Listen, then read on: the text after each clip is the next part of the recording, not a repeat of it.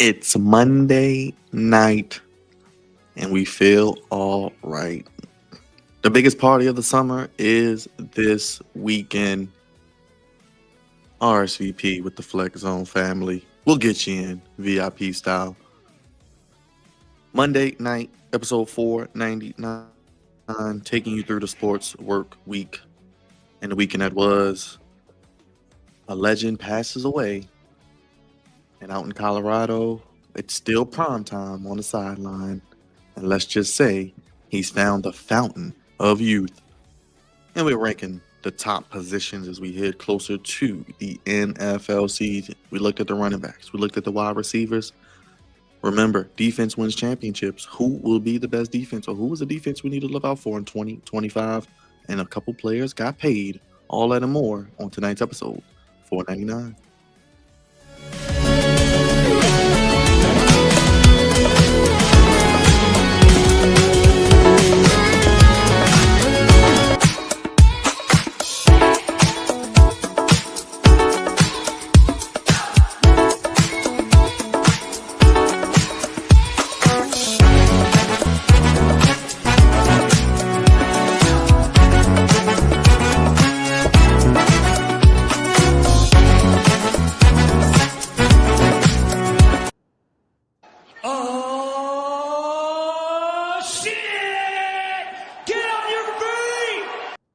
Episode 499.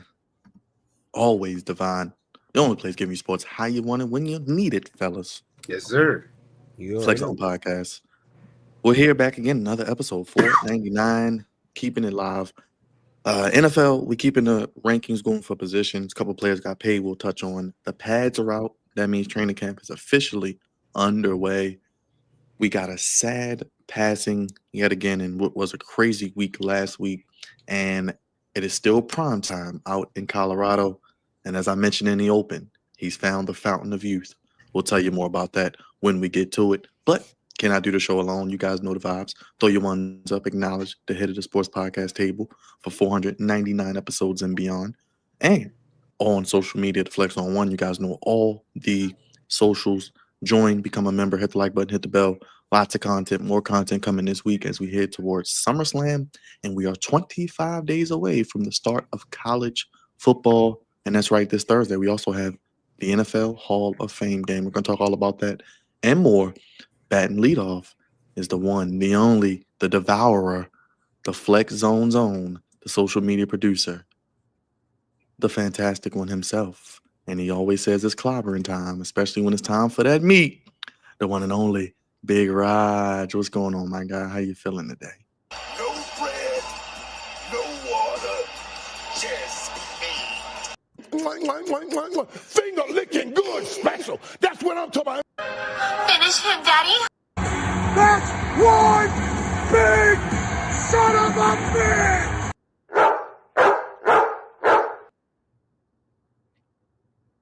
This weekend, my hunger was always fulfilled. But anyway, I'm here, and it was a fantastic weekend, of course.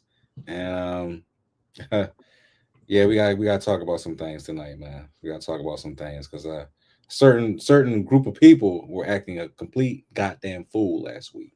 But I'll leave that alone. Yes, sir. As always, good to fellowship with my brothers. Got to see Dre and Roger the same day. So it was a fun Saturday for yours truly.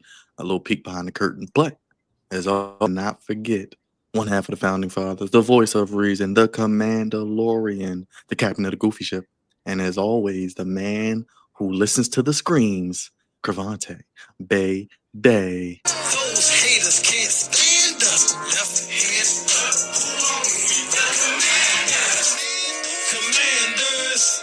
Commanders. We fight for RDC. Who are we? The Commanders.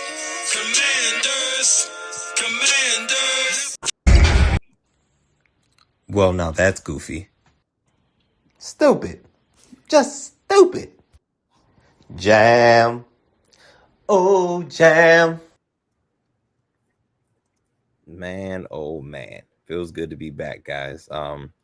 I just just came off of doing a podcast with our good friend and brother Tristan from Just the Fan podcast. So that was good. Guys got a chance to talk to some commanders, some goofiness that's going on, and some not so goofy things that were going on. So that was cool. But we back. So Pay close. Terry. Huh? I said pay Terry. I wish I had the page. I wish I had the book. I wish I had the checkbook. But so close to 500, man. This is a huge accomplishment, guys. So close to 500. But we had a wild week last week. A wild week.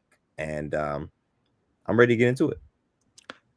Speaking of wild, he puts the W-I, the L, and D, all capital in wild. He is the OTC, the Flex on Messiah, Mr. Morgan State University, Pride of the East Side, Savior of Misbehavior, Sultan of Suave, and for nearly 500 episodes, the man who brings the main event.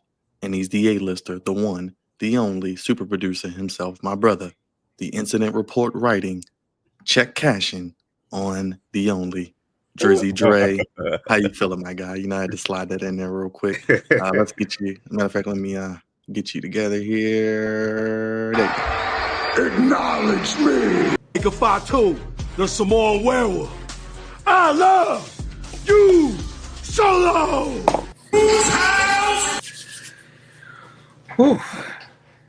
500 episodes, man. Whoa, I can't believe that, man. Feels like we just literally just started this podcast for real. Short and sweet. Yeah, short and sweet, man. I mean, look, it's a lot to get in, a lot to get into, and coming up on episode 500, man. Let's get to it, man. Great to see you though over the weekend, man. Likewise, my brother. Always good to see you. Shout out to Uncle Rob and the crew, chopping it up with them. So always good to see people who support what we do here. Sometimes you don't realize, what we do here. You think we're not really reaching people. So, people paying attention to what we do here is always good. So shout out to all the supporters of the Flex Zone from episode 1 to episode 500. Just appreciate everybody. So we'll get all sentimental next week, but just wanted to thank everybody. Good seeing my guys this week. So let's get to it. Let's do it. Episode 499. Hit the like button, hit the subscribe button, hit the bell. If you're watching on X, come on over to us here on YouTube. We're going to talk a little everything. Unfortunately, we got to start on a somber note. Last week, what was it, on Thursday? Well, last Monday when we were here, we had the Malcolm Jamal Warner situation. Then we had Ozzy Osbourne. Then we had Chuck Mangione. And then, inevitably, the immortal Hulk Hogan passes away at age 71 due to cardiac arrest. He did recently have neck surgery in May. We know the controversy. We know the wild life that he lived, but his impact cannot be denied. We talked about it earlier. Literally the Michael Jordan of professional wrestling, the man who has pretty much taken the sport global and transcended into movies, TV, and just pop culture, and is a living icon and will be forever. I think they even have a new toy they promoted tonight. Raj, I'll start with you and we'll work our way back because we got wrestling fans and non-wrestling fans in here. So it's going to be a nice difference of opinion and seeing how everyone feels about it. Obviously, we were live as soon as the news broke. So shout out to everybody who tuned into that. Raj, I'll start with you, man. Hulk Hogan, a lot of divisiveness in the community, but I think you got some good words to say about the brother. Yeah, man. I've known Hulk Hogan all my life, pretty much. Grew up watching wrestling at a really young age. I remember the red, the yellow on my TV screen when I was probably 2-3 years old. My father had like the entire WrestleMania collection at that time, from WrestleMania 1 to I think like WrestleMania 6 or 7, something like that. So I would watch them back to back to back when I was little. Video game wise, Hogan was on most of the video games when I was a kid as well. I even got the experience when he turned heel in 1996. Bash at the Beach. It was an amazing moment at 9 years old to see that. But yeah, man, he's been a probably my first ever, favorite person to watch on TV as a kid. Great wrestler, role model at the time. Until adulthood, he would still be around doing his thing. And of course, he's not a perfect person. Nobody is in this world. I found that out when I was watching Kobe. That's my favorite athlete when he went through what he went through. So, when he had that little the incident back in 2015, we did a show on it like 10 years ago, I believe. Me, you, Dre, and the wrestling realm. We had that entire I think hour segment on, when he got caught saying the N-word. Um, yeah, man, I never really like not liked Hogan ever. Even after that, like, he said it. Yeah, it was bad. Um, it was behind closed doors.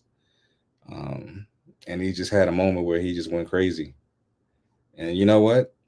We all had these type of moments behind closed doors at some time in life.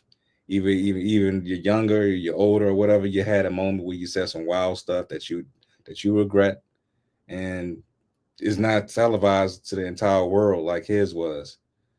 Um, but it just it just sucks how some people reacted to it, man. When he passed away, I understand if you don't like him, you don't have to like him. You don't have to respect Hogan. You don't have to ever like him again after what he said when you found out in 2015. But I just think that is a lack of class, man. When you just go online and you do all this wild stuff and you talk all this crap about this person's racist, this person's that, this person, you don't even know this man. You don't even know this man behind closed doors. You don't know what he's really going through, what his relationship with his wife or his kids is. All you know is hearsay. So I felt the way when he passed away Thursday. Kind of like how I felt about Malcolm Jamal Warner when he passed away Monday. Same particular feeling. But this one was a little different because everybody hates Hogan, or that's what you saw online.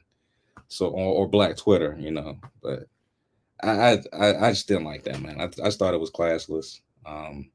It's cool, like I said, it's cool not to like him. It's cool to say funny things or whatever. But it's just you got to have some type of decorum, man. Some type of class to you. Like, I come from the old school. We didn't do this type of stuff back in the early 2000s. We didn't have Twitter or stuff to do that on, platforms like that on. But these new generation, they just don't give a fuck. Pretty much, they just say whatever, do whatever. Hate this person. Where they want to see this person do this to that person. I'm like, yo, it's ridiculous, man. And I just had to turn it off after a while, man. I was like, this is crazy. Like, really? This is how we gonna react to certain people that we don't like. I hate to see when Donald Trump passes away. My God, man, it's gonna be crazy. It's gonna be extreme, Yes, nuts. agree. Passes away. Man, Vince McMahon passes away. It's probably it's gonna be gonna the be same worse. type of thing. It's gonna be worse, bro. I just need people to, I mean, like I said, you don't have to like the man, but damn, at least if you don't got nothing nice to say, don't say nothing at all, man, because it will come back to you some type of way in some type of form. Everybody's going to pass one day, and you don't want to be like what Hogan went through, or whoever else is going to pass. You don't want that type of reputation on your name. So I suggest people be nice, be kind. And if you don't got nothing nice to say, keep it to yourself. But yeah, I just didn't like none of that, man. Like, that completely rubbed me the wrong way. And we as a society cannot be acting this crazy. Going forward, man, you just gotta have some type of decorum. That's pretty much it, man. That's all I got. Drizzy Dre, readily listening to hear your thoughts. I know you've been sitting on it for a few days, and I know as much as you had the point of view about Hulk Hogan, I'm intrigued to hear what you got to say. I'm gonna be honest with you. We may not even be here today if it wasn't for Hulk Hogan. Like Raj, I'm 4 years old, and that's what got me into even sports, period, was pro wrestling. And pro wrestling isn't where it is today without Hulk Hogan. I mean, him and Vince McMahon are literally tied at the hip, like how we talk about like David Stern and you know, his vision with Magic Johnson and Larry Bird, and then Michael Jordan propelling the NBA to even more heights. That's what pro wrestling was for a lot of us. I mean, it was an idea that went from the territories to the global sensation that we see where it is today. And it was the vision of Vince McMahon Jr., who saw Hulk Hogan and wanted him to be the guy to carry the business forward. Yes, icons like Sting, you know, I mean, you know, during Hogan's era, you had the Ric Flairs, the Ted DiBiase's, the Macho Man Randy Savages, the Jake the Snakes of the world. And then, you know, for those who talked about Hulk Hogan in the ring, him being selfish, but yet there he is at WrestleMania 5, helping Macho Man Randy Savage win the WWF Championship from Ted DiBiase. Going on later to, I'm sorry, that's WrestleMania 4, and then into WrestleMania 6, taking the pinfall clean from the Ultimate Warrior in one of the biggest WrestleManias there ever is. I mean, you know, The Undertaker, him losing the belt twice to Taker.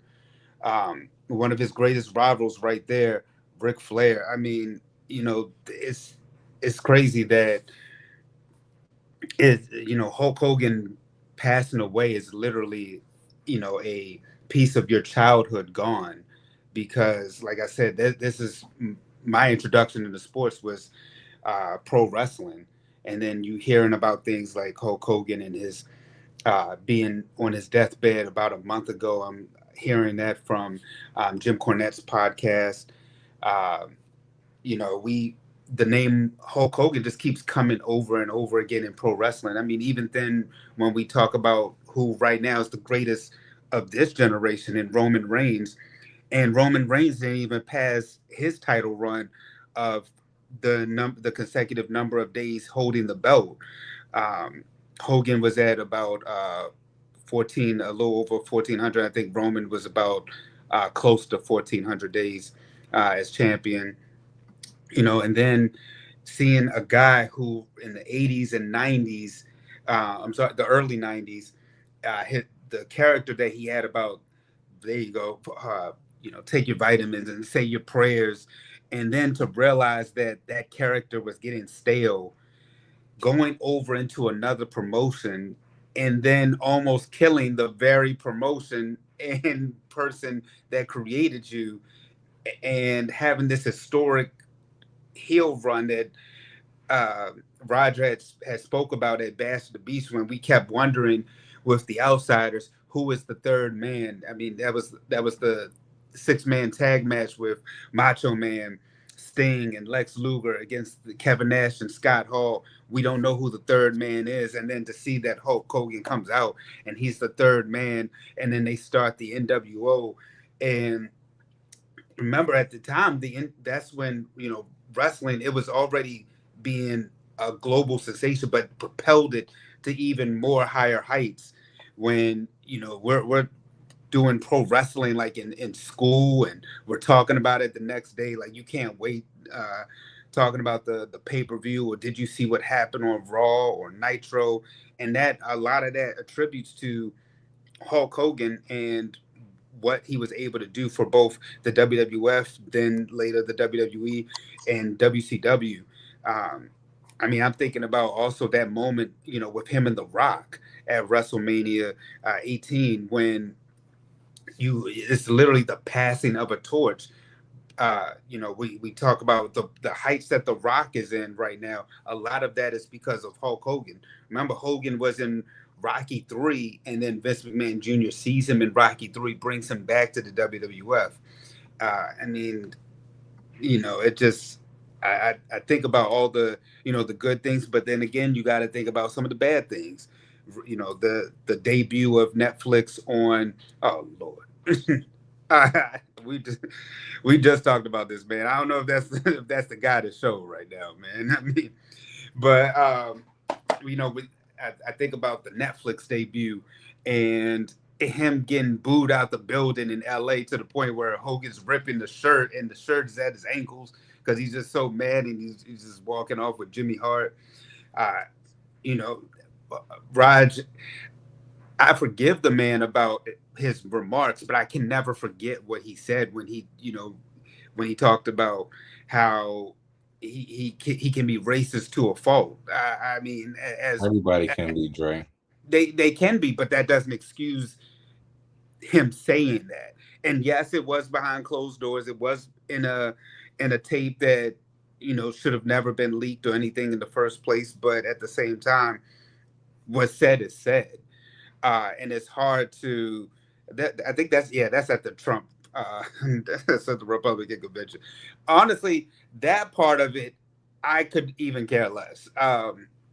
Because the country just right now is divided on political issues, and a lot of people that we like and admired, they're Trump supporters. So I think I that part I actually excuse because there's so many people that are divided who are us and are not us, but yet at the same time you're either Republican or Democrat at this juncture. So the country is split on that part. But the hearing him say the N-word and just so it was like with just such hatred that I can't erase that part of it from my head.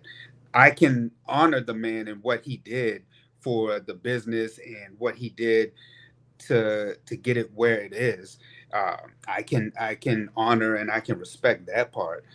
But it's just like with our entertainers right now when we talk about like the R. Kellys, the Diddy's, the Bill Cosby's of the world, and so many others, about a conversation now of separating the man from the art. Because that Macho Man was one of my favorites. Definitely Ultimate Warrior, Dusty Rhodes, Andre the Giant. Yes. It's now a conversation about that, separating the man from the art, because the art, yes, he made all those contributions to wrestling, but then the man behind the character is now in question. And you brought up Kobe Bryant about his incident, but luckily Kobe was able to turn himself around. Hogan, on the other hand, never really was able to turn back those hands. And I think it's because some things in life it's just hard to turn back from. I'm not gonna, like I said, I'm not really gonna sit up here and do like Black Twitter, which I honestly am ashamed that we've been excited about a man's passing. That part I'm not proud of at all. I think that we honestly we should be ashamed of ourselves. And some of the people who have sent stuff to me, I've shared the same sentiments that no, I don't. Please get that away from me because I don't want that on me, because I know what Hulk Hogan was to the pro wrestling business, and I'm not going to sit over here and celebrate a man's passing, especially when he has a family of his own. And like I said, he did make contributions in pro wrestling to make it to where it is. So I'm never going to sit over here and praise somebody for passing. But you, just like any human, you got to take the good with the bad. And I think that we have to really separate. It has to be a new conversation now about separating the man from the art. I mean, if you do want to go into some black things he did, I mean, he main evented WrestleMania 1 with Mr. T, and WrestleMania isn't where it is today without him doing that. I mean, you can go into a funny incident where Booker T says, we're coming for you, nigga, talking about Hulk Hogan. There's some things that we can laugh about. We can praise the man for what he did, but like I said, at the same time, the remarks on that the remarks on that tape is just hard to erase. And then even after that, the incident that happened about a year ago with the brand ambassador with the All American beer. So it's good, it's bad with Hulk Hogan, but I don't think we can totally excuse what he did and then sit over here and just erase it like it didn't happen. It happened, it's a fact. It happened. But I mean, thank you to Hulk Hogan for what he did for the wrestling business, and propelling it to the global brand that it is today. There's the clip you were referring to. Hulk Hogan, we coming for you, nigga.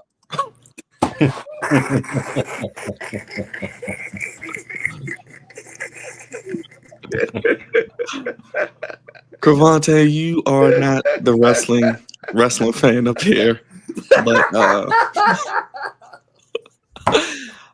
I call it the mom test. If your mom knows who the person is, they got to be somebody important, man.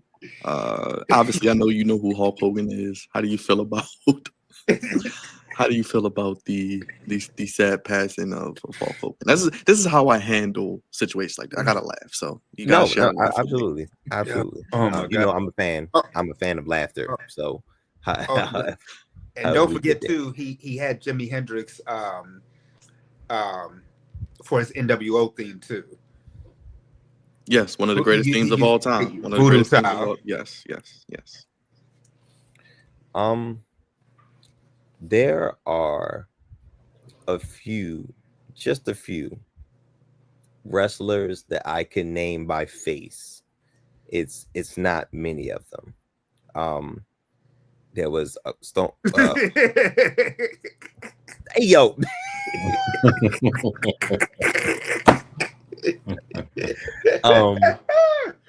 There was Stone Cold Steve Austin. There was Ric Flair, and there was Hulk Hogan.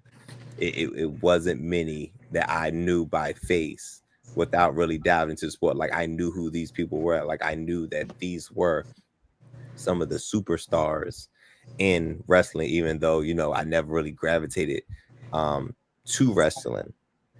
I am familiar with his impact of it. Him being able to grow the brand. I'm also familiar with his shortcomings.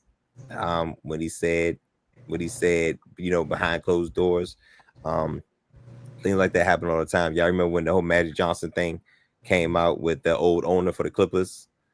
It's very, very, very similar to that, but it's always sad. It's always sad and little somber moments because we all grew up with him. I mean, he was an adult already, but he was a huge part of our childhood, even mine. You know what I'm saying? Because even though I didn't care for wrestling, everybody around me did. You know what I'm saying? So even when I was in grade school, middle school, like I knew the wrestling moves and I knew the few players and few wrestlers, and I knew Hulk Hogan. His brand was one of the biggest brands by a singular entertainer. Like one of the biggest in sports and entertainment. So I understood, the impact that he had, and I'm sure, obviously my condolences to the family, friends, and loved ones, because losing somebody that's tough. That's tough, and I'm sure they didn't see him at how we see them. You know what I'm saying? Because family is different. But outstanding wrestler, great with pushing an entire genre of entertainment forward. I see those things. There we go. Two of my guys up there. You know what I'm saying? Two of the guys that I knew is up there. Now I knew John Cena because when he transitioned to movies and all that, but I knew those two in the middle, and obviously I knew The Rock, but I'm talking just white guys. But he had a huge impact. And no matter how much I didn't care for wrestling, I knew I knew he had an impact and he had a say so of how things are moving forward. And Dre, I think you're absolutely right. He is the reason why the wrestling community is where they are today. And you know, with me not even knowing the real, like, being specific, I see that from the outside. You know what I'm saying? So, you know, his impact was huge, huge compared to a Michael Jordan, Kobe Bryant, anybody else in various other sports. He's on a Mount Rushmore, and I think that's a real deal, and that's a big deal when it comes down to it. So, you know, my condolences, rest in peace. Like Rod said, hey man, we all have our shortcomings, man. It's just whether if it's televised or not. You know what I'm saying? Because when it's televised, it's totally different. You know what I'm saying? It's not a regular shortcoming, because listen, people will remind you of your shortcomings. Mm-hmm. You know what I'm saying? And it's not fair. It's not fair that it happened like that to him. But unfortunately, people will only remember for your embarrassing moments or shortcomings. But I know what his impact was for the game. The game. Can I call wrestling the game? What should I call it? You can go the game. Okay, call it again. Of the game of wrestling. And I see it. I see it. I saw it, and I'm very familiar with it. Not as much as y'all, but outside looking in, I know who he is. You know what I'm saying? So again, rest in peace and my condolences to the family. I mean, you know, you're talking about a man who, you know, we just talked about in the IWC, John Cena's heel turn earlier this year. I mean, we've seen, you know, some people with heel turns. I mean, John Cena at the Elimination Chamber, Stone Cold Steve Austin at WrestleMania 17 against The Rock. Oddly enough, some of the historic heel turns involved The Rock. John Cena's heel turn involved The Rock, and then Steve Austin's.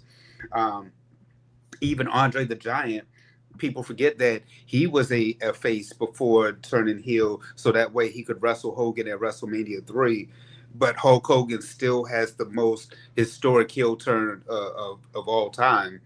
And then, you know, thinking about, we were saying that the impact. I mean, like you said, literally that Mount Rushmore, Hulk Hogan's name has to be up there because he literally just turned pro wrestling into what it is. And I think the only other person who, when you even think about pro wrestling, who you can even equivalent on Hulk Hogan's level, honestly, is Stone Cold. That's the closest thing you're going to get to somebody who matched Hulk Hogan, only because Hogan took the business to a certain height, and then Austin just propelled it. I mean, even more. I mean, you know, you're going to school, and you know, people are doing the stunner or throwing up middle fingers, or you know, smashing the beers, and you know, people still doing that stuff to this. Not in middle school.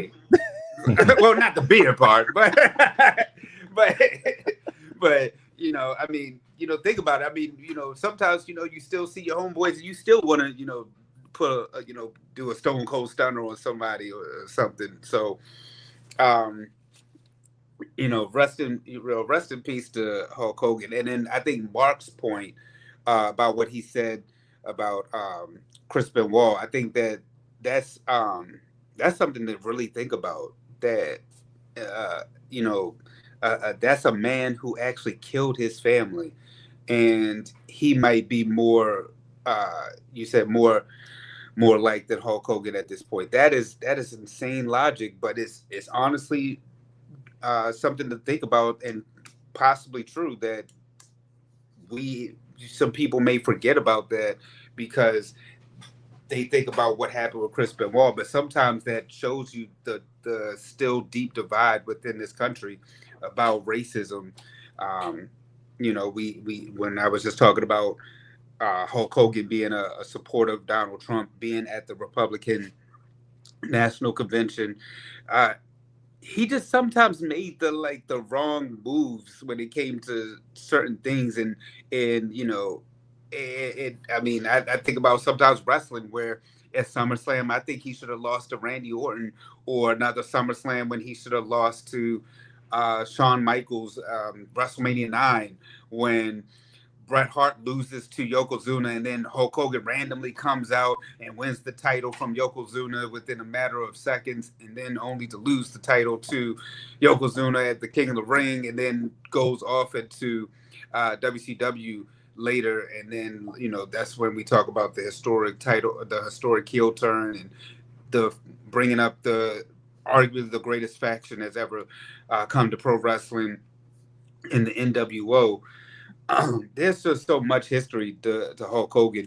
We could do a podcast solely about Hulk Hogan, but I just think that those are some food for thoughts right there. And I mean, think about, like y'all said. I mean, think about if Vince McMahon was to pass away, because him and Hulk Hogan are right there neck and neck with each other about what they were able to do for pro wrestling. But because of the character, because of the man and then the character, you're gonna totally bash the person because of what they did, and it's the good and the bad intertwined with one another. I mean, luckily we still do have some legends out there like the Ric Flairs of the world, which is insane when you think about people who have passed, like Macho Man and Ultimate Warrior. You showed Andre the Giant up there, but we still do have some people from that era who are still here, like Ric Flair, Ted DiBiase. So those are the things I think about when it comes to that. Let us know down in the comment section your thoughts about Hulk Hogan. Love him, hate him, your favorite moment. How was he a part of your childhood potentially? Did he get you into wrestling? What was your first time seeing Hulk Hogan? We would love to hear from you in the comment section. If you're watching this after the fact, leave a comment. Like I said, we were live last week when the news broke. We're live tonight. So we will definitely continue to keep you updated on anything. I'm sure it'll be a star-studded funeral when it does happen. Like you said, Dre, we'll see probably Vince McMahon for the first time in over a year. We'll see a lot of people who were a part of Hogan. And like you said, Dre, I said this to Rod. It's funny, Vince McMahon is outliving all the people he helped create in the 80s and 90s. He's still holding on. Yeah, I mean, like somebody, I can't remember the podcast that brought it up, but they were saying that literally it's just really Ric Flair and Vince McMahon from that era. I mean, I mean, like you said, some of the, I mean, we're talking about an era where somebody went from the. Oh man, we can go into the history of it, but a quick history of it is wrestling used to be a bunch of territories back in the day, and then so it was pocketed into different sections. Like you had your, for example, um, you had wrestling down in Memphis, and that's how you get somebody who comes up like a Jerry the King Lawler. Hulk Hogan, who came from Florida, wasn't even Hulk Hogan. I mean, we're talking about a guy who was in a mask when he first started out in the business, who didn't even want to be a pro wrestler. He wanted to be a musician. And then you see him making intertwines of it when he's playing the guitar, because he actually was a guitar player.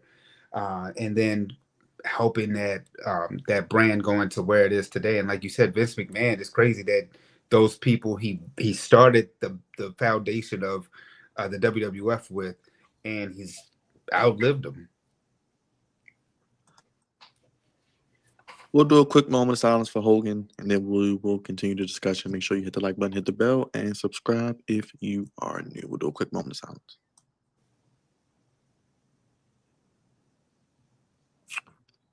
May he rest in peace. Let's continue the news. More of a positive thing, which could have been dire. Deion Sanders, Coach Prom out in Colorado. As I said, we're 25 days away from college football. Had a tumor in his bladder. He had it removed. He is good to go. And he will be back on the sidelines coaching this season. I did tease, I want to find it, that he did find the fountain of youth, and this is what I mean.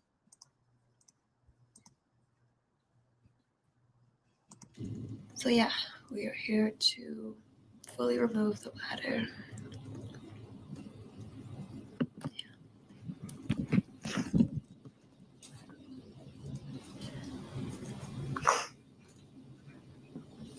Texting the boys. It's their first day of practice today, and I'm excited. So if you didn't know who that is Chris Brown's ex, Carucci.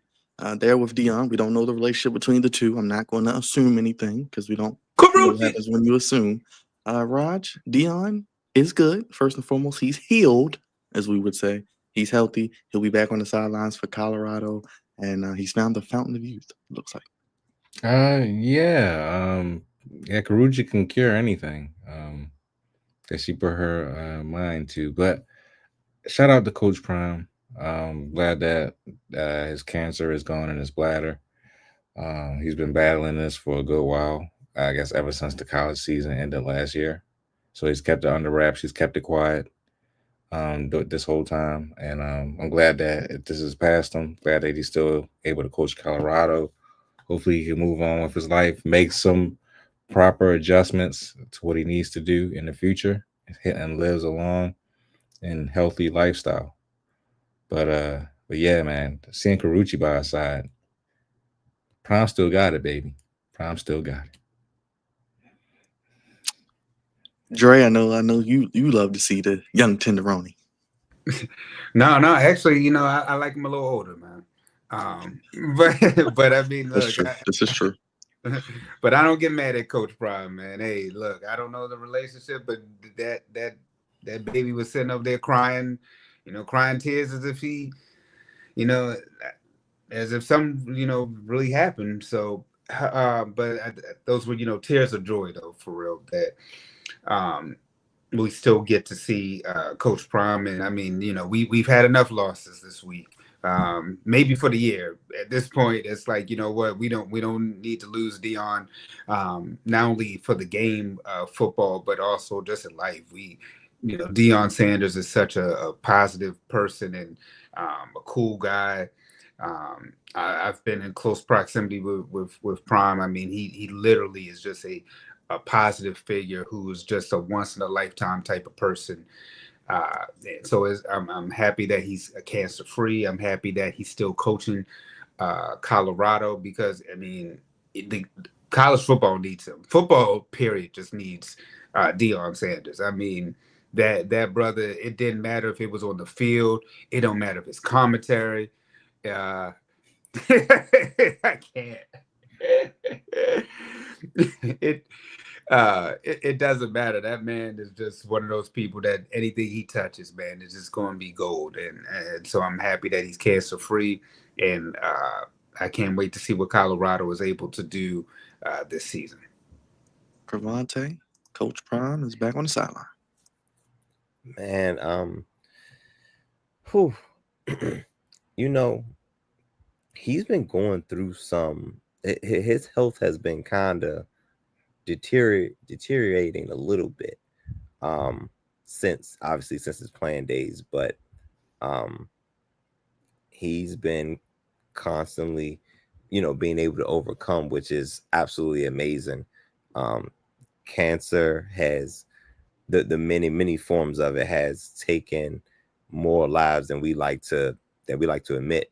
I'm sure cancer has come across in our families and our friends and our loved ones, and it's an unforgivable and very aggressive disease. And for him to be able to overcome it and have it removed and it not affect him. He's a diabetic too. Wow. I'm and I'm not even surprised, because that's very prominent in the Black community. But cancer has literally destroyed families, and him being able to overcome that is absolutely amazing. And please, all glory to God. for that. Beyond the football, beyond the sports, I think Deion Sanders is a great man, great guy, great father figure, great coach, and all of that. And somehow we find a way to put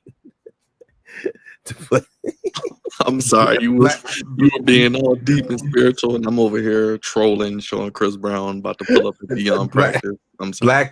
Black Twitter, man. I'm sorry. I tell you, boy. Didn't he lose a toe? Right? Didn't he lose a toe? He did. Yeah, Yeah. that's one of the things he had happened to him. Yep. He's had like you said, Karate. He's had a couple of things. It's more than just the toe and more than the cancer. He had and that was due to the diabetes. I feel like something else happened to him when he was at Jackson State before he got the job at Colorado. I feel like got robbed. Yeah. Mm. But I feel like he had one other health issue too that we were forgetting about. Yeah, I can't think about it off the top of my head, but I'm glad that he's gonna be with us, continue to be. Oh, that's another person. Randy just beat his cancer. Oh yeah. That kind of went under the radar a little bit. Cause Randy should be back. He'll be back next month for NFL. I don't know what ESPN calls it, but on Sunday, NFL Sunday Countdown. Yeah. Yes, we know she was engaged to Victor Cruz too, but I mean, yes, we know. She is a very well-known person. She's on The Chi. She was in Bel Air. I mean, She's on Bel Air? Yeah, she's in Bel Air. Yes. So there you go. But yeah, any final words, Cavante? Yeah, go ahead. But yeah, we're just wrapping up, man. Glad he's still here.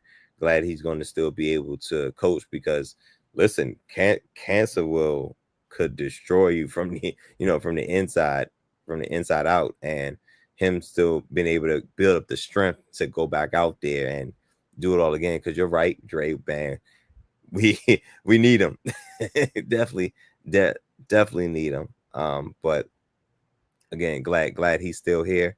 We've had enough losses, especially amongst our celebrities, and it's crazy. Mid 2025 is crazy, but glad he's still with us, and glad he'll still be able to have the impact that he's been having thus far.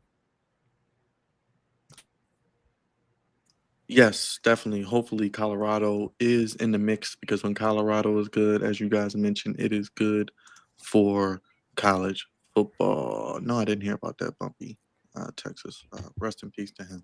Let's get to the NFL. We got some quick hitters before we continue our rankings.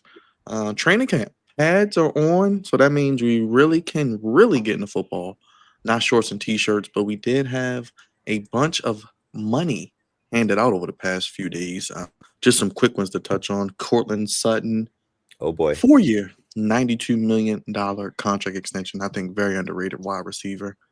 Christian Wilkins was released apparently for that story's crazy. Old kissy face. Baker Mayfield. They gave him $30 million guaranteed in 2026. It had no guarantee. So Dre, your boy Baker, getting paid. Well deserved there. Treylon Burks has been waived by the Titans. Remember, he was traded for AJ Brown, and this is actually the trade here. AJ Brown got that 4-year, $100 million extension, but everybody the Titans drafted, I don't think any of these guys are really worth anything, and that is an all-time terrible trade. I think also Rashawn Slater, Cavante got paid as well. Yep. So there you go. For the Chargers. Yes, highest paid left tackle in history, number 13 pick in 2021. Yes, remember talking about him as well. Yes. Definitely liked him coming out of that draft. It's crazy because we pretty much hit on him and Tristan Wirfs. So yeah, they were absolutely as advertised, and you know how them Harbaugh brothers, you know how they like, being able to run the football. Specifically, Jim Harbaugh, he liked those hogs up front, and Rashawn Slater, good job locking him up.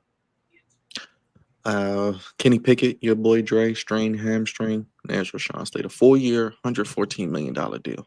So there you go. Rod, you got any thoughts on these? I know pads are on for the Ravens this week as well. Tyler Loop is making all his field goals when they don't mean shit, but go ahead. Yeah, I just want to know when they're gonna pay Lamar Jackson his contract. When they're gonna pay our tight end Isaiah Likely his extension. When is Jair Alexander not going to be injured because he's hurt? He got hurt again. Got to drain his knee out today. Hopefully, it's not serious. Rashad Bateman got sent home because he was sick. Oh Yeah, but that's not serious either. But no. I mean, it's cool that Cortland Sutton got an extension, and Kissy Face got waived by the Raiders, and Big Mafe got a nice $30 million guaranteed extension or whatever, and Rashawn Slater gets his nice little $114 million contract. That's great. All that is fine and dandy, But I'm just waiting to see what my Ravens are going to do for Kyle Hamilton, Tyler Linderbaum, Lamar Jackson, and some others, because EDC been cooking in the off season. He's been cooking, but I need him to cook a little bit more. Just cook a little bit more. Stir it up just a little bit more, my guy. Stir it up just a little bit more. You feel me? Just a little bit more. Because I just want, look, we got a great team, and I don't want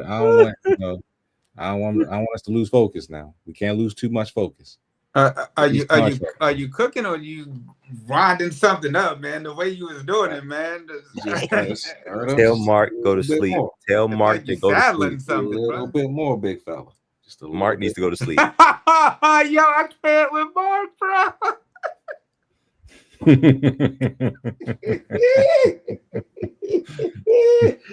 Yo, Mark is hilarious, bro. Oh my gosh, bro. But that's my take. Dre, Yo said sorry. you had the baby boy beat. Anything, Dre, on this? Jake Ferguson all paid too from the Cowboys. Man, look at this point, man. I see the Cowboys, but man, the biggest thing now everybody's going to wonder is when you going to pay Micah. Like, I mean, that's going to be the biggest story period in the NFL right now is when you're going to pay Micah. Roger, I know the Ravens are going to play. They're going to pay Lamar, man. If Josh Allen got broke off, Lamar Jackson about to definitely get broke off, bro. It's like you said, it's training camp. I mean, we're going to run with some of these stories no matter what because we don't really have anything else to go off of. But the biggest story the whole time is going to be when is Micah going to get paid? He probably will get paid. Is that Pusha T? And I forgot the Bengals do got. Oh my gosh! No, it's Shamar Stupid. That's what we call him. Shamar Moore from Shamar Stewart. Oh, my bad. Shamar Stupid. Shamik. I thought you said Shamik from Power. And I forgot the Bengals do got to pay their Trey Hendrickson. Yeah, and they're not. Jesus Christ. Let's go to these defenses. We've been ranking everything as we head towards the NFL season, less than 50 days away. We've done running backs. We've done receivers. Now we're going to look at the defense. I know you guys want to know about quarterback. Tune in to episode 500 next week. Don't want to miss that conversation. We'll be ranking our quarterbacks. We'll have some fun. We'll have a fun panelist. We'll have a lot of things going on, but we will be ranking. That'll be pretty much the show. We'll be ranking the quarterbacks, top 10, who's in, who's out. We'll be looking at the list. Why are some of these players where they're at and looking at how they're going to be inside the season. I got the list of the top defenses. Obviously, defenses are judged on yards, but, you'll get the list and see kind of who was near the top. Let's get to that right now. And then I'll kind of start with you as I kind of look at some of these numbers. We had the Eagles. This is based on yards, obviously. But the Eagles were number one. Don't forget the Titans with former Baltimore Ravens defensive back coach Denard Wilson. They were number two, even though they sucked. The Jets, we slide the Jets, but the defense was still pretty good. The Dolphins were fourth. The Packers, 5. We love what D'Amico Ryans does in Houston with the Texans. The Broncos with the defensive player of the year, my boy PS2, Patrick Surtain. They got it done. Yes, PS2. The 49ers, they got the job done. How about the Chiefs, who I think have the best defensive coordinator in all time, Steve Spagnuolo? Ravens were 10th. Got the Chargers, Steelers, Commanders at 13, Seahawks, Raiders, Vikings with our boy Brian Flores. Raj, how you feeling about some of these defenses and any one you like, don't like? Anybody could maybe be a surprise this year? if the Ravens remain healthy, they'd be number one easily because they had a shitty uh start to the defensive spot last season, and they literally finished number one at the end of the season. At just sitting some people down, Marcus Williams, Eddie Jackson, and I forgot who else they sit down, but those two definitely was stinking to join up. Brandon Stevens, goofy behind.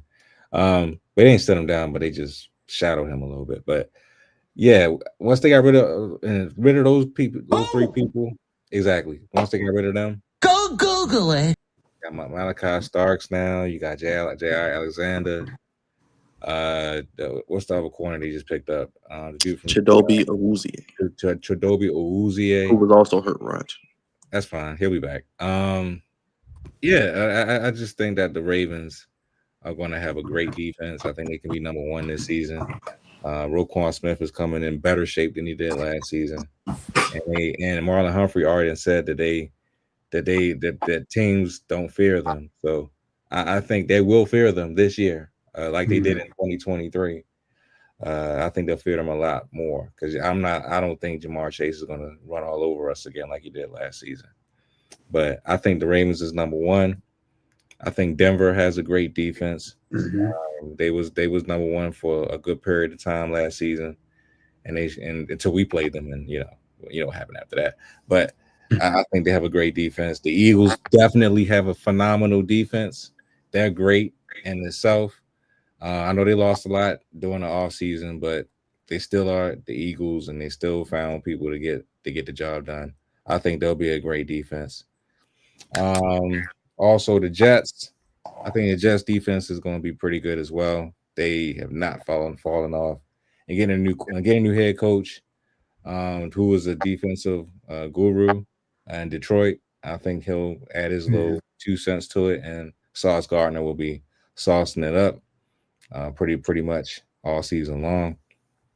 And I would say also Steelers, of course, they always have a pretty good defense every year as well. So I think they'll be great too.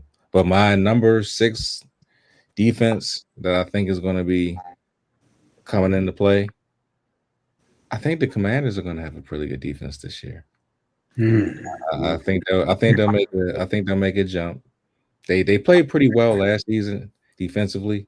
They didn't give up too much, but I just think that with the draft that they had, the offseason people that they picked up, we already know the offense is good with Jaden Daniels, but I think the defense takes a slight further step as being really good. They don't want to be behind the Ravens.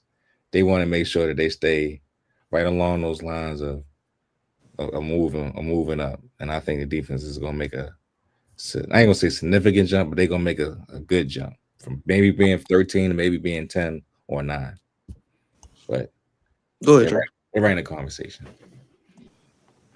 From the list, no particular order, but this is the list I had came up with. I said Ravens, Eagles, Broncos, Steelers, Chiefs, Jets, Packers, 49ers, Seahawks, Lions. I think when Aiden Hutchinson comes back, that's going to definitely help that Lions defense. So that's why I have them within the mix. I did think about the Commanders right in the mix. I see on the list like they have like the Titans and Dolphins. I'm not a believer in that. I mean, They will drop, Trey. Both will drop this year. So, spoiler alert. I actually had the Chargers and the Texans as well, but I had to take them off too because the other teams, I just think that they're going to have a little better defenses, and that's not to say that the Texans and the Chargers don't, because I mean these are playoff teams, but I just think more offensive. I think of them from the more offensive perspective. I had thought about the Bills for a second. But I mean that was another team that was more offense. Same thing with the Bears.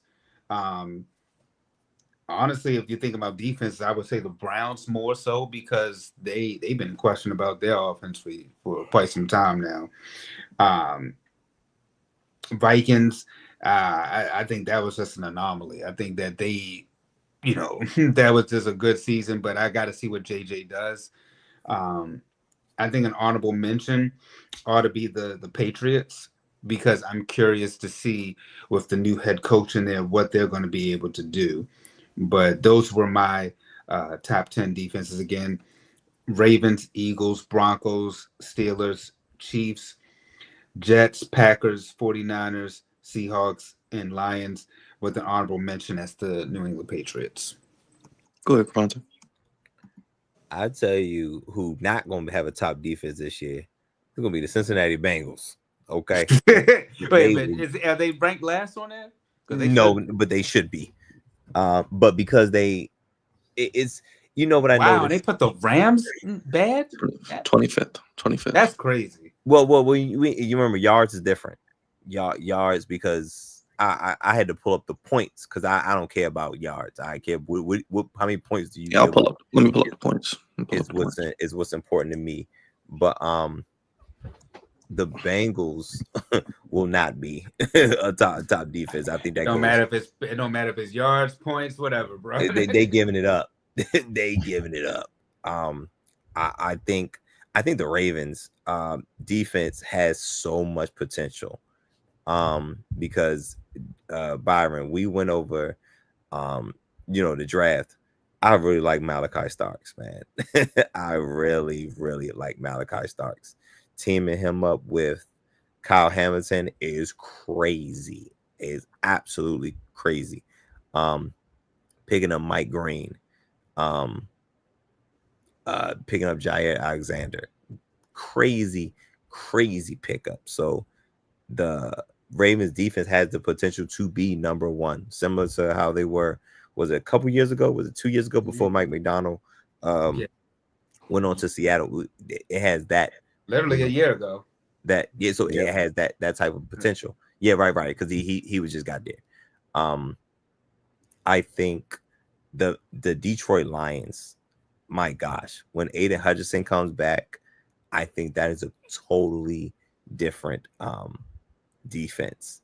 And then they are losing Aaron Glenn, but the toughness, I don't think the toughness of that team is going to go anywhere. The Eagles will still be very formidable. I don't think they'll be as good as they were in 2024, because they did lose some key pieces. I love the Denver Broncos defense. Mm-hmm. The Denver Broncos defense had the potential to be a top five defense, and with Sean Payton and Bo Nix, they are going to push in the AFC West. I'm not saying they're going to win the division or anything like that, because the Chiefs are the Chiefs, but I think the Broncos will compete in that division, starting with that defense. Kansas City Chiefs. I think I agree with Byron in the same sentiments that Spags is probably the best defensive coordinator in the NFL. And you know what you get out of him, but my God, he's very good with timing, knowing the situation, and play calling. And having Chris Jones in the middle helps, and having guys like Trent McDuffie on the outside of that corner is great too. I think Pittsburgh always has a top tier defense. Now, some of these teams are probably not going to have great defensive numbers because they can't score. So they're going to be teams like I think Pittsburgh. I think Pittsburgh is still going to struggle offensively early. I think it's going to take them a minute to get things, acclimated. But the defense is going to be there because Mike Tomlin's been there. So that's one thing, that the defense is always going to be, what it's always been. Now, Jalen Ramsey, wasn't a fan of that one. I think Jalen Ramsey is past his prime, and he's on the back end of his career. Didn't care for that trade. And Houston, I like the Houston Texans. I really like the Houston Texans. Shout out to Coach D'Amico Ryans. He got them boys playing and flying around. They got our guy Stingley, Byron, and gosh, the guy from Will Anderson. Will Anderson. Mm-hmm. So it looks like they're figuring it out. It looks like they are really figuring it out, and they're taking the next steps. And I like the Vikings as like an honorable mention. I put like the Vikings and the Chargers like honorable mentions. I'm not sure about the Bills yet. I want to say the Bills are going to have a good defense, but I'm not sure yet. They could be on the outside looking in. Real quick, Ravante, one team I just want to shout out. I think the Cardinals defense is going to be a lot better this year. I think that will have them in a lot more games. You get Josh Sweat, you get Will Johnson out of Michigan in the second round. We know about Budda Baker, how good he is. Nobody knows how good he is because he plays in Arizona, but he's really good. I think they can help Kyler out if they can just – they're 15th. Yeah, they're 15th on the list, giving up 22 a game. You know Kyler going to get you 25, so – You've been real heavy on the Cardinals defense since the draft, Byron. You know, you've talked about it. It's one of those teams too. What you know, how me and Cavante mentioned, like the Bills, or when I mentioned earlier, like the Chargers, the Texans. I think it's one of those where you just got to see it to believe it. There's potential, you know, with these teams, but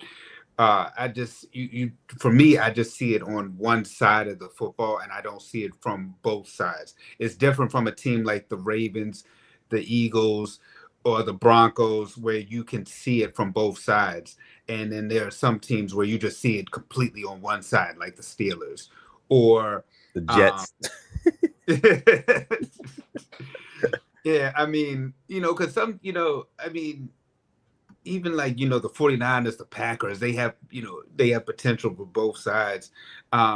Chiefs is another one, but some of these teams we just got to see it. And or there are teams like we just think about next season with the Vikings where it's like, nah, bro, like yeah, you know, and you know, we have a special guest on next week who will be able to elaborate about the Vikings, but yeah, man, I gotta see it, man. I mean, you know, maybe it's the video games, and maybe that's making me not a believer in having that taking the under instead of 25. I think maybe about 20. You know, maybe 20 points a game. He might be able to get you. That's a big difference, man. That's a big difference. I don't know. It's just because Kyler was, propelled to be better than Lamar Jackson, and then it's like he just fell off, man. I don't know what happened. He can't see over the offensive line. That's why. No, I mean, and you know, you're right. He is short, but at the same time, it's like you've seen Cardinals games. He can do it.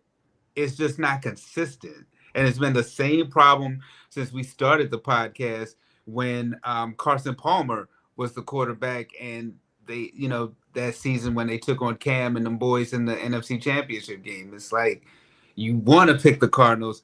They have the potential, and then they just don't do it.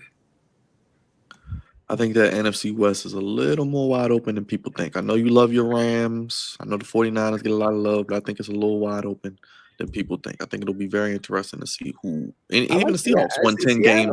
Yeah, Seattle. That's why I said I had the Seahawks. And they got our guy, Cavante. They got your guy, Mr. Emin Wari. Remember, they stole him. And they got my guy, Witherspoon. Yeah.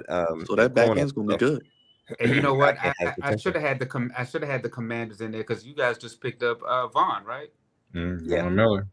Yeah. So, man, I'm still so iffy, man. We still old in some key spots that I was gonna say that you know, between him and Wagner. From Wagner. Man, it's like you guys are a little long in the tooth. Like the names, we are. We're one of the older teams. We're one of the older teams, but it's like, you know, and you know, one thing I do love about our Ravens, Roger and Byron, you know, we may have some older players, but our draft, man, we rotate them boys, man. Absolutely, got to. Yeah. I think it'll be interesting to see. I do agree with you, Dre. I think the Patriots will be a lot better defensively with Vrabel. I think Pete Carroll's gonna have that Raider defense with Mad Max playing a little better too. They're a little underrated, I think, too. Man, I don't know. There's some goofiness right there. With Well, with you know, the old Raiders Kissy photo. Face is available, Kavante, if you like him. You want Kissy Face? Oh, thank you, Mr. I'll Hurt. take Mr. Kissy Hurt a Face. lot. Yeah, I'll take Kissy Face. I'll take a Mr. kiss on the Hurt a forehead. lot. Man. You can No, get, thank you you. can, No, He- thank you. He's good. It's just Can he weird. kiss It's behind just weird sports? behavior, man. he can kiss you, Raj. Would you Can like he a kiss- kiss on can- the when he forehead? sacks him, Hurt. when he sacks him, can he kiss Mahomes on a helmet? Hey, man. For that Super Bowl, you go ahead and take that kiss. All right? You Yes. take that kiss. Yes. All right, Yes. right, Kavante? No. Everything you want. Everything you want. There you go. No, I'm okay. Let us know how you guys feeling about the defenses. Yes, we've ranked the running backs, receivers, defenses. Now the big one, quarterbacks, next week, episode 500. So it only works out perfectly there. So we'll be talking QBs. Should be a fun discussion. Probably be the bulk of the show next week. Kavante, you ready to get goofy and get out of here? Let's do it. Let's call up Goofy. It's the trade deadline in Major League Baseball, but this player is staying put. Gosh, something wrong here. Stupid. Just stupid. Jam. Oh, jam. Well, now that's goofy. What's good, good people? Welcome to Goofies of the Week, sponsored by the Flex Zone. Appreciate you guys for giving me a little bit of time to let me tell the good people what I thought was goofy this week. Y'all know there's all types of levels of goofiness: high, low, middle, in between, all types of goofiness, and we talk about all of it. This particular week, it might have been last week, but it seems like every year of me being an adult, there is a portion of my childhood that is seemingly like destroyed in one way or another. And this Goofy has not failed this. Do you have a picture, Byron? I just want to know, did you have because I don't know if this was on Instagram. I don't know if I have footage via TikTok. I think TikTok. Oh, you have footage. It's Oh my safe. god. Yeah, I think it's good via TikTok. For those of us that had birthday parties, whether it be for ourselves or our friends, we've been at this place quite a bit in our childhood before things switched up, and it is Chuck E. Cheese. Chuck E. Cheese. Look at this mess. Got my man head on the goddamn. What are we doing? What are we doing? Look.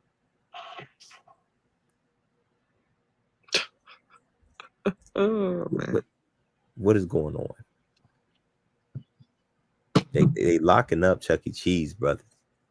They're locking up Chuck E. Cheese. What is going on? For those of y'all that are interested, I got a little something for you. And Byron, do you remember? I think Raj probably remembers too. But do you remember? According to Charlemagne the God, where are all the crazy people? Oh, I can tell you. there you go.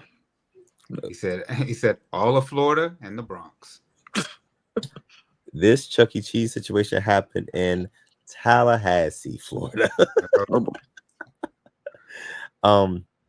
A Tallahassee Chuck E. Cheese got cuffed up and hauled out like he was on an episode of the first 48.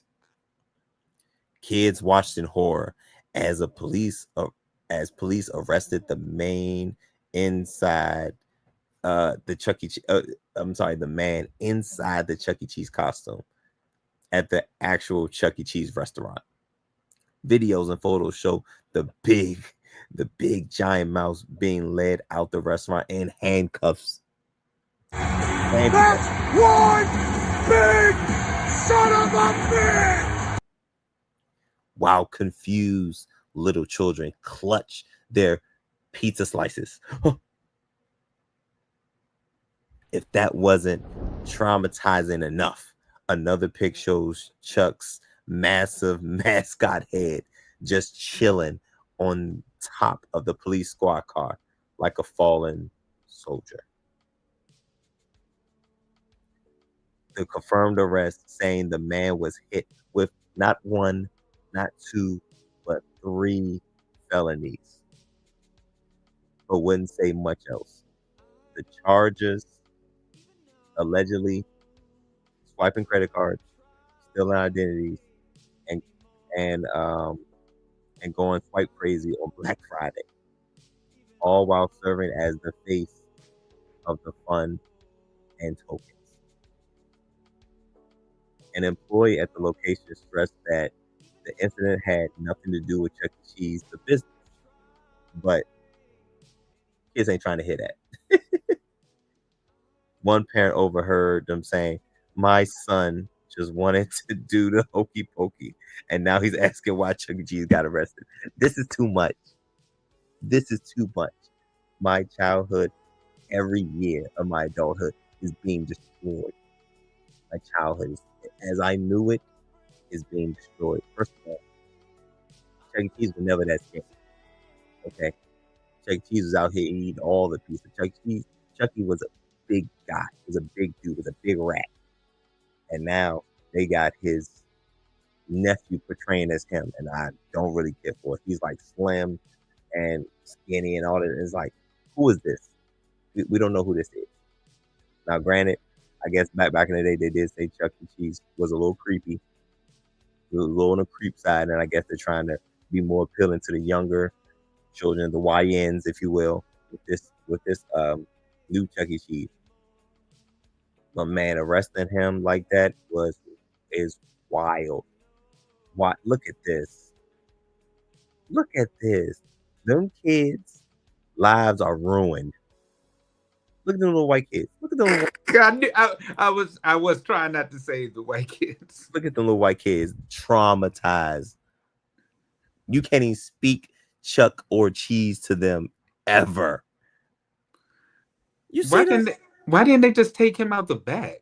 Like they had to embarrass his brother and put him out the front.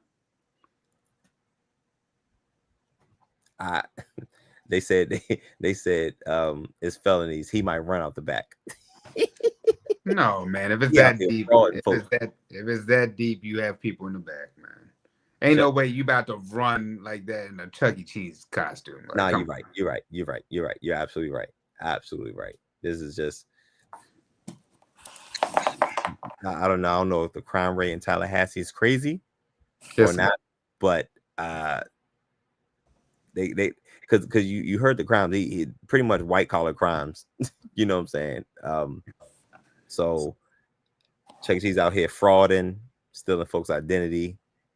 There it goes. Arrested for fraud. And it's funny because he's portraying a character and also doing fraud-like activities outside of work. It's the craziest thing. But that was wild to do. Come on, yo. You know that's the kids. That is a kid's cartoon, a kid's restaurant. Why would you do that to him like that? Just don't have Chuck E. Cheese come out. Chuck E. Cheese had to go away for a little bit, but don't arrest him. You know what I'm saying? Like that. Y'all could have did what y'all do, take him out the back, yo. But why? Like what benefit was that? I hate to see that for those poor little Caucasian kids in the back. It's just very, very, very traumatizing. Those that like Chuck E. Cheese, but it's been a while since we partake like that. But since Chuck E. Cheese has changed, I fell off. I fell back. So I was like, I don't know, dude. I don't know, dude. But nonetheless, I would have hate to see a cartoon character that I liked or looked up to be taken out like that. Like, what if they wouldn't dare do that to Mickey Mouse? Nah, that's right. They wouldn't dare. Hey. Just wouldn't dare. But this mouse, this is like the urban mouse. It's the urban mouse, and that's why they did Chuck Cheese dirty, because he's like the black mouse. I think that's why. Yeah, that's probably why. Have you been to Chuck E. Cheese recently? Say it again. Have you been recently? I have not. It's not the same, man. Nah, took my godson about a year and a half ago, and it's just nothing but germs. Like kids just all snotty nosed kids just all over the place with the want to touch stuff Touch everything. and then the pizza's not the same no more either. That's what Yeah. I heard. That's once I realized that the pizza changed, I was like, yeah, it's all down. It's kind of downhill from here. Yeah. And then once they took away like the physical tokens and the tickets, it was like, it's not the same. Yeah, that was weird too. Because that meant something to us, like collecting tickets. Like I had buckets. Yo, you just go over there. Yeah, man. Like, yeah, y'all count this. But that felt good to us. That was an accomplishment to us. Like we had actual tokens and actual tickets. Like now they got credit cards or debit cards or whatever. Like it's well, probably because the kids were probably throwing them at each other too. So I guess. Yeah, I take the good with the bad. Like you were saying about Hulk Hogan. Guy You know what I'm saying? But it was an accomplishment to us. It felt good to us. You know what? These are new age kids too, though. They're not used to the coins. No, absolutely not. And the new age Chuck E. Cheese obviously wasn't used to the law with the life of crime. He wasn't brother just thought he was above the law. That's all it was. Nah, brother. Somebody told him he wasn't the right color mouse. You know what I'm saying? So like I said, I think he's the urban-ish mouse because Lord, no, this would never happen to Mickey. No, this would never. But the episode of Cops is hilarious. but yeah, man, that was as a child. If the child in me hurt, you know what I'm saying? One, because so much changeover, it's just not the same. But now they hemming out people up. That's not fun and that's not cool. Tallahassee, y'all got to do better. But y'all know my line. There's a thin line between goofy and great. Tallahassee police, I don't know what point y'all were trying to prove, but y'all on the wrong end of it. Got to do better. Of course. Something wrong here. Stupid. Just stupid. Jam. Oh, jam. Well, now that's goofy. Thank you for that. Well, now that's goofy. I might want to stop being goofy. There we go. Thank you for that, Cravante. Guess we could keep the camera on you, man. Episode 500 next week. Yes, sir. How you feeling, Cravante? And then I'll go to the other half, Dre. Crazy accomplishment. Crazy accomplishment. And I'm just gonna reiterate this next week, but congratulations to everybody on this screen, man. for sure. It's been a crazy ride. I look at our logo and I keep saying the EST 2014, and I'm like, wow. That was really, we're pushing the come this football season to be 11 years. You know what I'm saying? And it's been a wild ride. We didn't always agree on everything, but I think we made the best decision we could for whatever time it was, and I think we're all better for it. I'll have more sentimental things next week, but congratulations to y'all. Love y'all, and let's turn up next week. Yes, one half of the Founding Fathers, voice of reason, senior producer, Cravante, Bebe, Drizzy Dre, the man with the plan. Hey, like Cravante said, man, save all the sentimentals for next week. But everybody that's tuned in tonight, that supported us, thank y'all.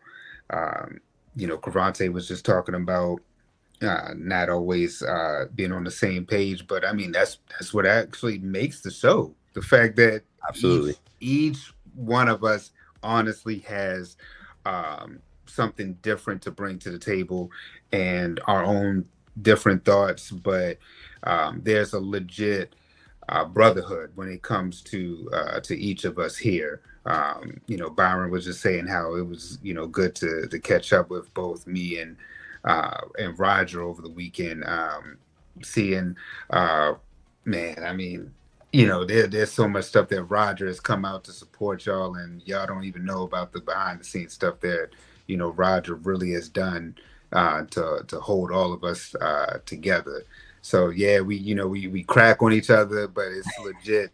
Uh, but it's like that with just black men, period, y'all.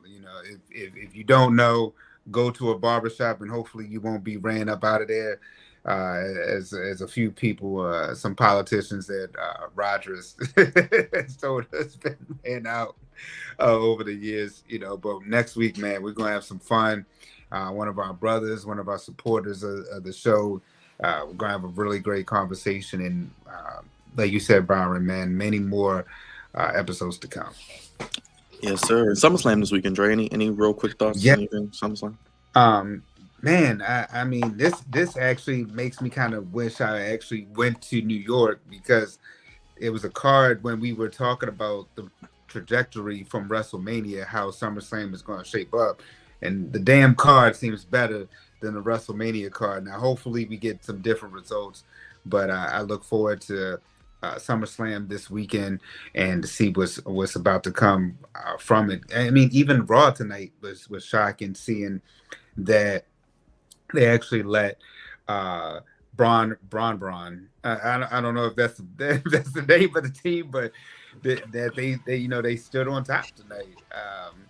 CM Punk and Gunther had a good promo. Seeing I know they're going to probably do another Hulk Hogan tribute probably at SummerSlam, being that Hogan's been a part of some SummerSlams over the years.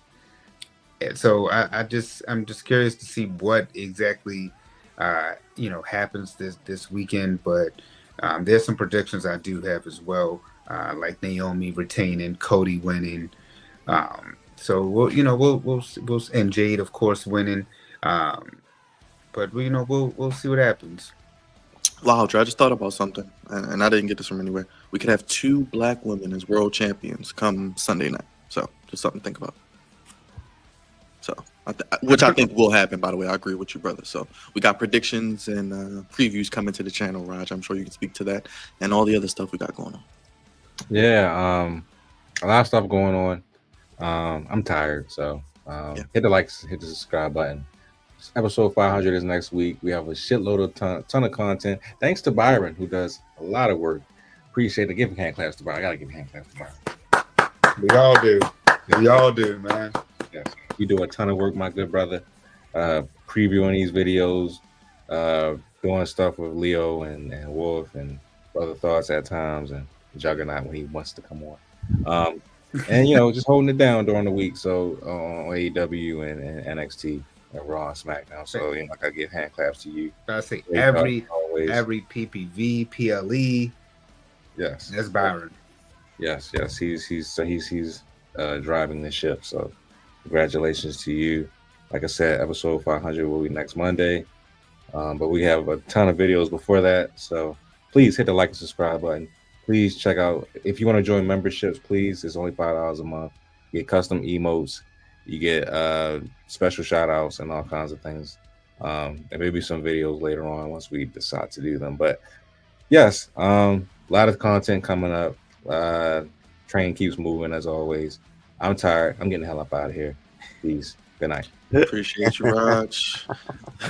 Senior producer, Cravante, Bay, of course, Drizzy Dre, one other half of the co-founder, founding fathers, the executive producer, and of course, social media with Big Raj, who makes the streams pristine each and every day. We got NXT on tomorrow, AEW Wednesday. Thursday, we got some content, probably some prediction and previews. Of course, each match will be broken down by yours truly. SmackDown on Friday, SummerSlam Night 1 Saturday, SummerSlam Night 2 on Sunday. And of course, the MLB trade deadline is Thursday too, so you'll hear my thoughts on that. I'm sure the O's will be trading some players. Go ahead, Jay. Friday, don't forget about that too. Yes, so Friday. Friday. Snap. Damn. Yeah, Raj, I did forget. Yes, we have an extremely special guest at 10 a.m. on Friday. Bobby Tricep from The Vault is coming on. Spend some time with us. We'll talk Ravens, of course. Get into what Bobby's doing nowadays, since now that he's moved back to New York, and just to see what his thoughts is going to be on this season, as he'll be covering it extensively in different places, because he's no longer Bobby Baltimore. He's Bobby everywhere. So Bobby um, worldwide now. Okay. Bobby worldwide. So yes, we'll have Bobby Trosted on from the vault, Hmm. and yeah, check us out, man. We gonna have something very very special with him. Yes, a about nice that. little breakfast and flex zone, a little early show. So getting your Friday and your weekend started correctly with a week. And then it all culminates next Monday, episode 500, with the wonderful, the coolest guy in the room, our brother CJ, who will be talking about the top 10 quarterbacks with us as well. Yeah, we're all tired. Let's put the kids to bed. For Dre, Cravante, and Rod, hit the like button, hit the subscribe button, hit the bell. Mark, William, everybody in the chat, thank you. Snowman, saw you check in. Mr. Feathers, appreciate you. Bumpy Y or Bumpty Y 5X, appreciate you, my guy, as well. Everybody who was with us with Raw early, I think we had over 1,000 views. So people loving Raw on Monday. So appreciate all of you. As long as we can, we'll be here. The only place giving you sports, fellas. How you want it? When you need it. Like we mentioned, we'll be here night 1 Saturday and night 2 Sunday, 6 p.m. And of course, at all the breakdowns, previews, if you're into that kind of thing for each match, who wins, where do I see things going, even some long-term thoughts as well, as I like to do. So hit the subscribe button, hit the bell. We're putting the kids to bed. Good night, everybody. Thank you for watching episode 500. We'll see you next week. We gone, y'all. Peace.